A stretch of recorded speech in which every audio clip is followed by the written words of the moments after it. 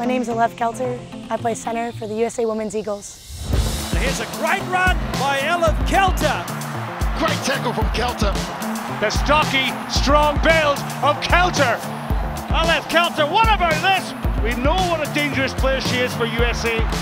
I grew up in Alaska. As a kid, I played everything from baseball, soccer, ice hockey, swimming, tennis, a little bit of softball as well. But as I grew up, I specialized in ice hockey, soccer. I was about 4 years old when I started playing soccer and ended up making, when I was 14, the Olympic development program. During one of the national camps for soccer, I remember having a one-on-one with the coach, and he said, "Why are you playing two sports? Why not just soccer? You know, there's girls that are playing 365 days, and it's hard that you're only playing half of that." And really suggested that I would just strictly stay with soccer.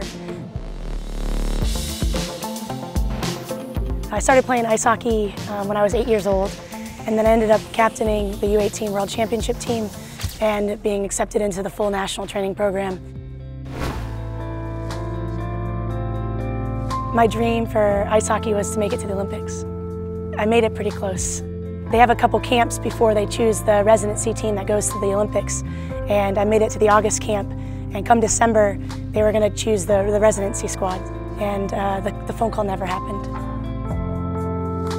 It was absolutely devastating. You know, you have these dreams and you have these goals, and ever since I was 8 years old, I had that idea of being on the Olympic team and captaining the World Championship team in U18s and being on the team before that where we won gold as well. You're on track, right? So these were kind of just check marks, and this kind of was the first roadblock in that process.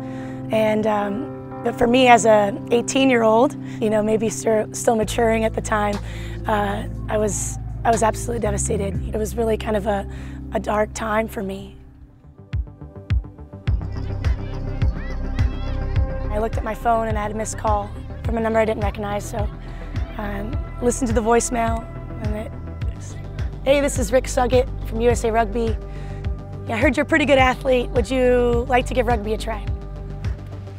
What? So I gave him a phone call back and I said, "Rick, it's Alev. I'd love to try rugby.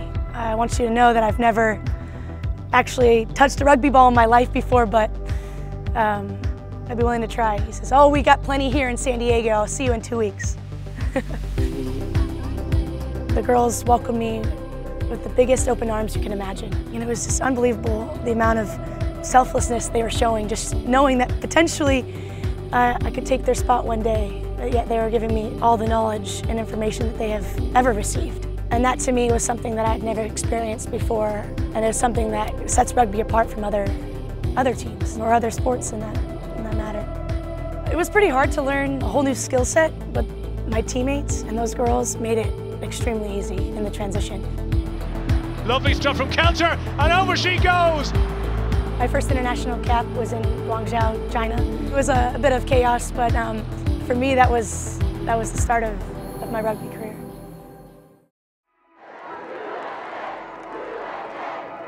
Mid-July in 2016, Richie came in Friday morning and said, "I'm going to name the Olympic team tonight at 8 p.m.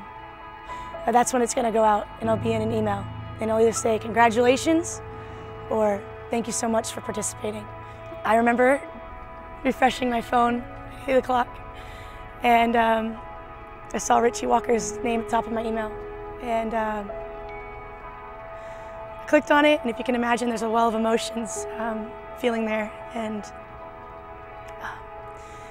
the first line said, "Congratulations," with an exclamation mark. And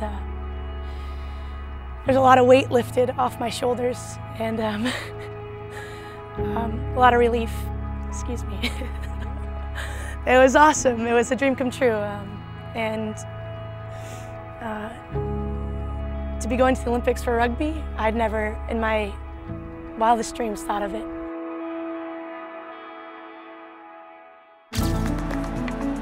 Rio was amazing. When you got there and you could see the fans in the stands, it was truly an unbelievable experience. It's kind of better than anything I had ever imagined. It was amazing. Kelter comes from distance and with strength. You always have with each team that you play with at a high level, you have that team chemistry. Whether it's soccer or hockey or rugby, it's gonna be competitive. And with rugby, it's different. It's almost like there's an innocence to it. The depth is growing for, Olympians getting ready for rugby, or for rugby players getting ready for the Olympics. It's all inclusive. It's every shape and size. You need everyone. Rugby is the epitome of family. It's that camaraderie. That's the culture. My hope going forward is that, God willing, if I'm healthy, I would love to be on the Olympic team in 2020 in Tokyo.